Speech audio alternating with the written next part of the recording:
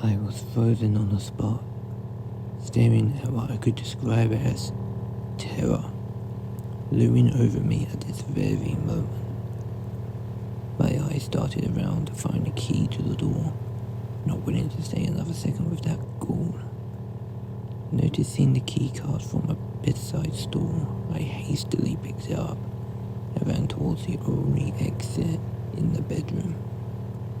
There was no time to look back as I rushed to open the door, and my only escape led me into a worn-down hallway. Regrettably, I turned around without thinking, and there she was, standing upright and walking towards me. I began to run while stumbling away within the hotel hallway from the horrific scene I witnessed in my very room. It was like a setup to my eventual demise. I see the doors to people's rooms are boarded up. The hallway looks vacant and incredibly dark that I could not tell whether it was day or night. Where are the windows?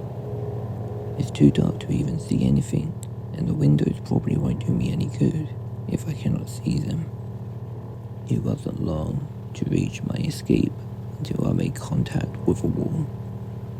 Realizing this is the end of the hallway, trapped with no fire exits or nearby doors to other rooms besides the direction I ran away from. Gruntle sounds behind me getting closer, but as I turn, there she is, slowly walking ever so close to me. The darkness shrouded most of her face, and yet just a sinister smile is barely visible. Her hands reached out, and she spoke in a ghostly, obsessive tone, which brought my whole body to the floor in a paralyzed state. "I got you," she said. "Please, don't run away. We are destined to be together." While I screamed and panicked, she leaned in as her shadow casted over me. Unable to see anything now, like I was consumed by the darkness, she whispers, "You belong with me." My eyes now wide open. My body spring up in horror. I have happened to wake up from a nightmare that my cries for help spooked my girlfriend.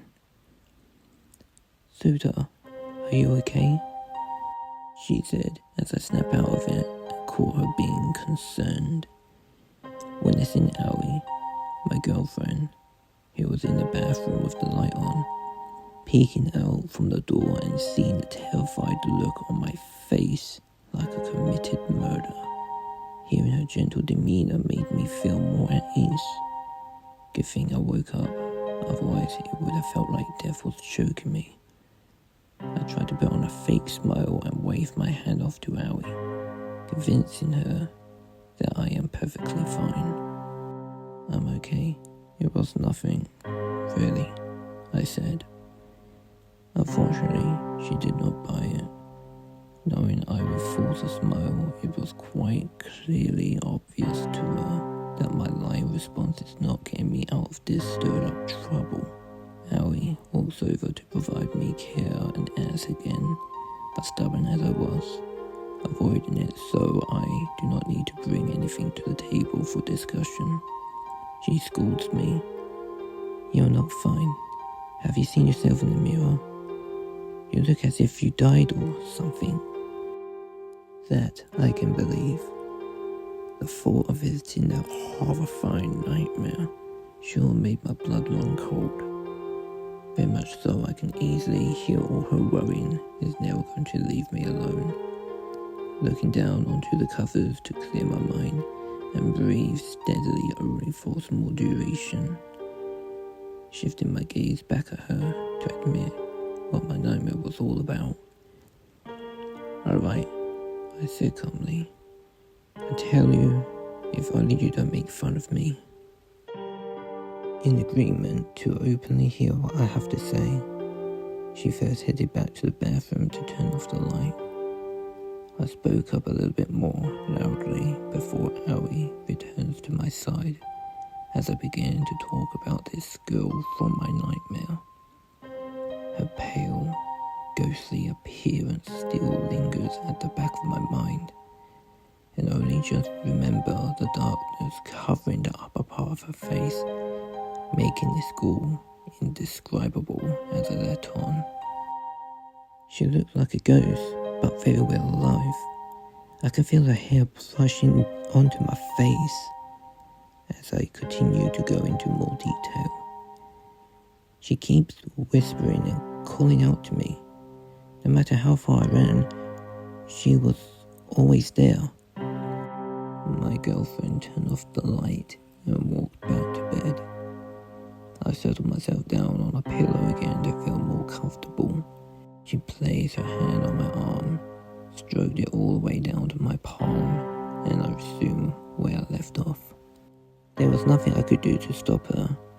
She whispered into my ear, saying that I am hers. I was shaking. My girlfriend replied while getting passionate. Maybe she was looking for someone that she loves. As much as I adore Ellie, her belief is too ridiculous. She was never a fan of horror and always joked about why people always get scared of watching them. No nightmare can be this immersive. It cannot be real. If it helps, how about you kiss me to clear your mind? She replied jokingly. We have all night in this hotel. As she began to whisper with that ghostly obsessive tone, I looked over my shoulder and proceeded to give her a kiss. Up close to my face was only grime and dirt, covering most of her face with a sinister, bloody smile sinking the soul inside of me that my heart rate became erratic. Too late to recognize the face laying on my bed, giving me a horrific sight of her identity. Ellie, and that ghost made me realize the horror has begun. You are mine forever. In the bed, there she was, the deathly ghoul from my nightmare.